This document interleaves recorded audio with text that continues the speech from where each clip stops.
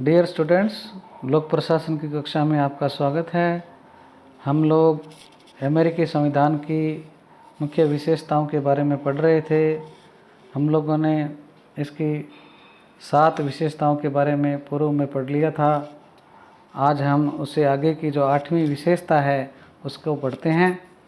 और जो ये 8वीं विशेषता है वो है अध्यक्षात्मक शासन प्रणाली।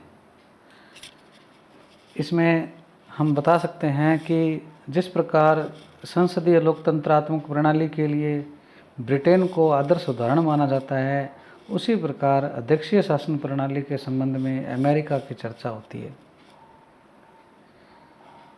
जहां संसदीय शासन प्रणाली में दोहरी कार्यपालिका होती है, एक नाम मात्र की होती है, एक वास्तविक कार्यपालिका होती है, वहीं अध्यक्षीय जो प्रणाली है उसमें क्या है, एकल कार्यपालिका होती है। अमेरिका में राष्ट्रपति को कार्यपालिका की शक्तियां प्रदान की गई है, जो मूलतः लॉक तथा मॉन्टेस्क्यू के शक्ति पृथक्करण के सिद्धांत पर आधारित है। राष्ट्रपति एक निश्चित अवधि के लिए जनता द्वारा चुना जाता है, जो विधायिका के प्रति उत्तरदायी नहीं होता है। राष्ट्रपति के सहयोगी मंत्रीगण विधायिका के सदस्य भी नहीं होते हैं, वे केवल राष्ट्रपति के प्रति उत्तरदायी होते हैं। तो इस प्रकार से क्या है, यहाँ पे अध्यक्षात्मक शासन प्रणाली पाई जाती है। अगली जो विशेषता है वो है न्यायिक पुनरावलोकन, जुडिशियल रिव्यू। संघीय शासन व्यवस्थाओं में न्यायपालिका की सर्वोच्चता एक प्राथमिक आवश्यकता होती है, क्योंकि केंद्र व राज्यों के बीच में किसी भी प्रकार के विवाद या झगड़ा होने की स्थिति में क्या है, उसका फैसला जो है वो स्वतंत्र न्यायपालिका करती है। इस प्रकार संविधान की व्याख्या और केंद्र राज्य विवादों के क्रम में क्या है, यह न्यायपालिका क्या है, जरूरी है। ब्रिटेन में जहां संसद की सर्वोच्चता है, वहीं अमेरिका में न्यायपालिका को उच्च स्थान प्रदान किया गया। यद्यपि अमेरिका में न्यायिक पुनरावलोकन का अधिकार न्यायपालिका को परंपरा के रूप में प्राप्त हो चुका है, फिर भी वास्तव में यह संवैधानिक प्रावधान नहीं है। विगत 2 शताब्दियों में अमेरिकी न्यायाधीशों ने राष्ट्रपति, कांग्रेस, राज्य विधानमंडलों तथा प्रशासनिक संगठनों के अनेक कानूनों व निर्णयों की समीक्षा कर क्रांतिकारी निर्णय दिए। तो इस प्रकार से क्या है, न्यायिक पुनरावलोकन जो है वो एक अमेरिकी संविधान की विशेषता है। अगली जो विशेषता है वो है मौलिक अधिकार। इसमें हम बता सकते हैं, यद्यपि अमेरिका की स्वतंत्रता के घोषणा पत्र में मौलिक अधिकारों की स्पष्ट झलक दिखाई देती है, किंतु फिलाडेल्फिया सम्मेलन में निर्मित किए गए मूल संविधान में मौलिक अधिकारों का समावेश नहीं था। सन 1791 में संविधान में किए गए पहले 10 संशोधनों के माध्यम से संविधान में विधिवत मौलिक अधिकारों का वर्णन किया गया। इसके पश्चात 13वें, 14वें और 15वें संशोधनों के द्वारा भी मौलिक अधिकारों में वृद्धि की गई। अमेरिका में कुछ मौलिक अधिकार दिए गए हैं जिनके बारे में बता देता हूँ। एक तो ये है कि पहले संशोधन से जोड़ा गया कि उसमें क्या है, धर्म, भाषण, प्रेस तथा आवेदन पत्र की क्या है, स्वतंत्रता है। दूसरा जो मौलिक अधिकार है वो शस्त्र रखने या धारण रखने का अधिकार है। तीसरा जो है, शांति काल में कोई भी सैनिक किसी मकान में स्वामित्व की अनुमति के बिना तथा युद्ध काल में राज्य के आदेश को निर्धारित प्रक्रिया अपनाए बिना नहीं रह सकता है। चौथा जो मूल अधिकार है वो है व्यक्ति, परिवार, घर तथा सामान की अनुचित तलाशी नहीं ली जाएगी। 5वां जो मौलिक अधिकार है वो है उचित कानूनी प्रक्रिया को अपनाए बिना किसी के जीवन या संपत्ति को हानि नहीं पहुंचाई जा सकती है। एक अपराध के लिए एक बार सजा तथा स्वयं के विरुद्ध गवाही की बाध्यता से मुक्ति रहेगी। छठी जो विशेषता है वो है सभी फौजदारी अभियोगों में अभियुक्त को तुरंत तथा सार्वजनिक न्यायिक कार्रवाई का अधिकार होगा तथा निष्पक्ष जूरी व वकील की सहायता की मांग हो सकेगी। 7वां जो मौलिक अधिकार है वो है $20 से अधिक दीवानी मामलों में जूरी की मांग करने का अधिकार है। 8वां जो मौलिक अधिकार है वो है अत्यधिक जमानत, अत्यधिक जुर्माना तथा अत्यधिक कठोर दंड से क्या है सुरक्षा प्रदान की गई। 9वें मौलिक अधिकार में कहा गया है ऐसे मानवीय अधिकार जो संविधान में वर्णित नहीं हैं तथा मानव जीवन के लिए आवश्यक है वे ही अमेरिकी नागरिकों को प्रदान किए जा सकेंगे। 10वां है ऐसी शक्तियां जो संघ सरकार को नहीं दी गई है तथा राज्यों के लिए मना नहीं की गई है वे राज्यों या जनता के लिए क्या है सुरक्षित रहेगी। इसी प्रकार 11वां जो है वो दास प्रथा पर पूर्ण प्रतिबंध लगाता है। 12वां जो है कानून के समक्ष सभी को समान संरक्षण देता है। 13वां जो है जाति, रंग, प्राचीन दासता के आधार पर नागरिकों से वंचित नहीं किया जा सकेगा और न ही उनसे कि क्या है मताधिकार छीना जा सकेगा। इस प्रकार से क्या है ये मूल अधिकार दिए गए हैं। वास्तव में अमेरिकी संविधान में जो ये मूल अधिकार वर्णित किए गए हैं इन्होंने क्या संपूर्ण विश्व को एक राह दिखाई, क्योंकि इन्होंने क्या सन 1791 में क्या है मूल अधिकार जोड़ दिए थे। सर्वाधिक महत्वपूर्ण प्रावधान है कि वे अधिकार भी मौलिक अधिकारों में सम्मिलित हैं जो संविधान में वर्णित नहीं है, लेकिन राष्ट्रहित में मौलिक अधिकार कभी भी असीमित नहीं हो सकते। तो इस प्रकार से क्या है मौलिक अधिकारों के संबंध में अमेरिकी संविधान में बताया गया है। अगली जो विशेषता आती है वो है दोहरी नागरिकता। संयुक्त राज्य अमेरिका में संघीय शासन व्यवस्था है, ये हम पहले पढ़ चुके हैं, और वहाँ क्या है संघ व राज्य दोनों स्तर पर क्या है नागरिकता का प्रावधान है। अर्थात संयुक्त राज्य अमेरिका के निवासी राष्ट्रीय नागरिकता तथा संबंधित राज्य जहाँ का वह निवासी है वहाँ की नागरिकता भी धारण करता है। तो इस प्रकार से वहाँ क्या है दोहरी नागरिकता की व्यवस्था है। अगली जो विशेषता है वो है शक्ति पृथक्करण की। अमेरिकी संविधान के किसी भी अनुच्छेद में स्पष्टतः यह वर्णन नहीं किया गया है कि शासन के तीनों अंग पूर्णतया पृथक होंगे। फिर भी शक्ति पृथक्करण का सिद्धांत क्या है वहाँ क्रियान्वित दिखाई देता है। अनुच्छेद 1 कानून निर्माण की समस्त शक्तियाँ कांग्रेस में निहित करता है, जबकि अनुच्छेद 2 कार्यपालिका शक्तियाँ राष्ट्रपति को सौंपता है। अनुच्छेद 3 जो है वो समस्त न्यायिक शक्तियाँ सर्वोच्च न्यायालय तथा अन्य अधीनस्थ न्यायालयों को सौंपता है। शासन की शक्तियों के केंद्रीकरण के माध्यम से क्या है निरंकुशता का प्रसार होता है, अतः नागरिक स्वतंत्रता को संकट हो सकता है। वास्तव में अमेरिकी शासन व्यवस्था में शासन के तीनों अंगों को एक दूसरे से पूर्णतया पृथक नहीं किया गया है, बल्कि इन्हें एक दूसरे से स्वतंत्र रखा गया है। तीनों अंग एक दूसरे के प्रति उत्तरदायी नहीं है, बल्कि स्वतंत्रता प्राप्त है। उदाहरण के लिए राष्ट्रपति का निर्वाचन जनता करती है तथा उसे निर्धारित अवधि से पूर्व हटा नहीं सकता है। महाभियोग की प्रक्रिया से राष्ट्रपति को हटाया तो जा सकता है, लेकिन यह प्रक्रिया अत्यंत जटिल और समय साध्य है। इसी प्रकार राष्ट्रपति कांग्रेस को भंग नहीं कर सकता। राष्ट्रपति न्यायाधीशों की नियुक्ति तो करता है, किंतु उन्हें सिवाय महाभियोग के साधारण परिस्थिति में हटा नहीं सकता। इसी प्रकार विधायिका, कार्यपालिका, न्यायपालिका स्वतंत्र रहकर कार्य करती है। तो ये जो है यहाँ इसमें क्या है एक दूसरे को स्वतंत्रताएं प्रदान की गई है। अगली जो विशेषता है वो है चेक एंड बैलेंस, जिसको कहते हैं अवरोध व संतुलन की।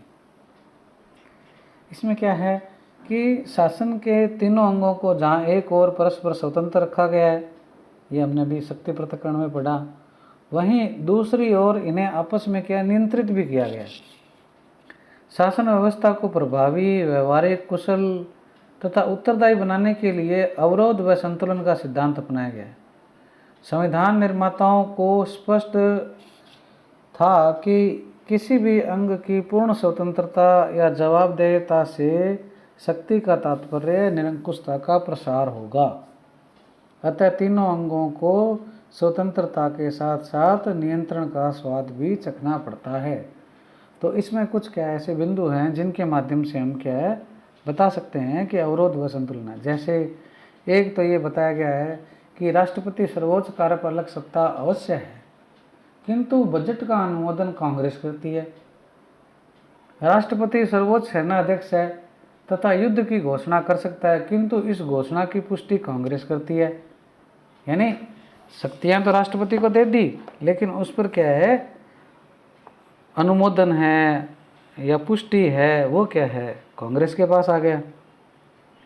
इसी प्रकार राष्ट्रपति के द्वारा की गई संधियां तथा उच्च पदों पर नियुक्तियों को सीनेट के 2/3 सदस्यों का समर्थन मिलना जरूरी है। महाभियोग की प्रक्रिया भी कांग्रेस का अंतिम तथा सर्वोच्च प्रभावी अस्त्र है। इसके अलावा ये भी कहा गया है कि राष्ट्रपति के किसी भी आदेश या कृत्य को न्यायपालिका के द्वारा परीक्षण या व्याख्या के अंतर्गत लिया जा सकता है। यदि न्यायिक पुनरावलोकन में ऐसा आदेश संविधान के विरुद्ध पाया जाए तो उसे असंवैधानिक घोषित किया जा सकता है। यह भी कहा गया है, चेक बैलेंस में व्यवस्था है कि कांग्रेस पर भी राष्ट्रपति का किंचित नियंत्रण होता है। उदाहरण के तौर पर कोई भी विधेयक राष्ट्रपति की स्वीकृति के बिना अधिनियम नहीं बन सकता, क्योंकि राष्ट्रपति के पास सस्पेंसिव वीटो, जिसको हम विलंबनकारी निषेधाधिकार कहते हैं, तथा जेबी वीटो, जिसको हम पॉकेट वीटो कहते हैं, निषेधाधिकार, वो होते हैं। इनका वो उपयोग कर सकता है। इस तरह राष्ट्रपति कांग्रेस को संदेश भेजकर, राष्ट्र के नाम अपील करके तथा कांग्रेस के सदस्यों से संपर्क करके वह कानून निर्माण की प्रक्रिया में क्या प्रभाव डाल सकता है। इसके अलावा कांग्रेस के द्वारा जो बनाए गए कानूनों का न्यायिक पुनरावलोकन भी हो सकता है। न्यायपालिका पर भी कांग्रेस तथा कार्यपालिका का नियंत्रण है। कांग्रेस ही न्यायाधीशों की संख्या, वेतन, भत्ते, सेवा शर्तें निश्चित करती है और राष्ट्रपति द्वारा की गई न्यायाधीशों की नियुक्तियों का सीनेट के द्वारा क्या अनुमोदन होता है। इसी प्रकार संघीय न्यायालय का अपीलीय क्षेत्राधिकार भी कांग्रेस के द्वारा सीमित किया जाता है। न्यायाधीशों पर महाभियोग लगाकर उन्हें पद से हटाने की शक्ति भी कांग्रेस में निहित है। तो शक्ति पृथक्करण तथा अवरोध संतुलन के इन सिद्धांतों के लागू होने के पश्चात भी अमेरिकी शासन व्यवस्था त्रुटि रहित नहीं है, क्योंकि अव्यवस्था, कुप्रशासन, असफलता तथा विवादों के समय तीनों अंग जो हैं वो एक दूसरे पर दोषारोपण करते हैं।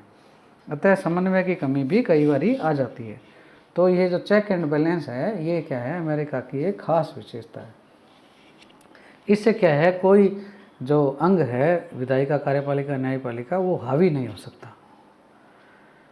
इसके बाद में इसमें अमेरिकी संविधान में कुछ परंपराएं और रूढ़ियां भी हैं। जैसे देखते हैं हम कि एक तो क्या है, अमेरिकी संविधान जो है, संघीय संविधान के अत्यंत संक्षिप्त तथा सरल है, जिसमें शासन के बहुत से पक्ष जो हैं विस्तार पूर्वक और स्पष्टता से वर्णित नहीं किए गए। अतः संविधान संशोधनों, कांग्रेस के कानूनों, प्रशासनिक आदेशों, न्यायिक व्याख्याओं के साथ साथ कुछ ऐसी परंपराएं भी विकसित हो गई हैं जो अमेरिकी जनमानस, शासन व्यवस्था तथा राजनीतिक दलों द्वारा स्वीकार की जा चुकी है।